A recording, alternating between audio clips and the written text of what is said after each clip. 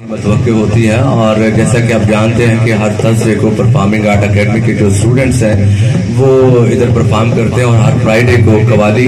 या फॉक या